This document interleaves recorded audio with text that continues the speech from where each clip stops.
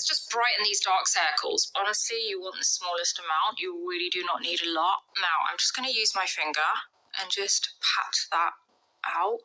I think a lot of people assume that once you apply this, you've got to pack on the concealer. The whole point is that you shouldn't have to pack on the concealer. And that's where I feel like people go wrong. They apply the color corrector and then one, they probably apply so much. Two, they're applying so much concealer on top, especially if you've applied too much color corrector because you're trying to cover it all up then. When really, you just need the smallest amount and then you carry on as normal with your concealer. This is a neutralizer. It neutralizes the color that you're trying to hide. This concealer is a tiny bit lighter than my skin tone, but not so much. So what I'm going to do now is cover my under eye circles just as I usually do.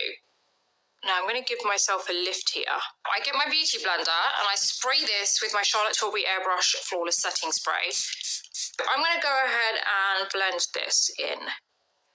As we've blended this here, which by the way, we never drag, we're bouncing on the skin continuously, and then it bounces all the way out here and then it goes up. You don't have a lot of product there. I haven't swiped on a lot of concealer there. It's a thin layer. We've covered the dark circles. You cannot see the color corrector. Let's talk about setting this. So first off, you want to make sure there are no creases anywhere. Now the trick is to get the pointy part of your beauty blender, and you're then going to just lift out any of the product that's sitting anywhere in those lines. For me, that's going to be underneath the eyes, so directly beneath my lower lash line. You want to just kind of almost touch that area. You're kind of like flicking up and it's lifting any product out. Now immediately you want to go into your powder. You can use a brush to press the powder in on the under eye area if you feel that powder is generally a bit too much for you, but I'm good with the powder puff. It works really well for me, so that's what I'm going to do. So I'm going to press into my powder and then I like to go into the hand to make sure there's not too much powder on here.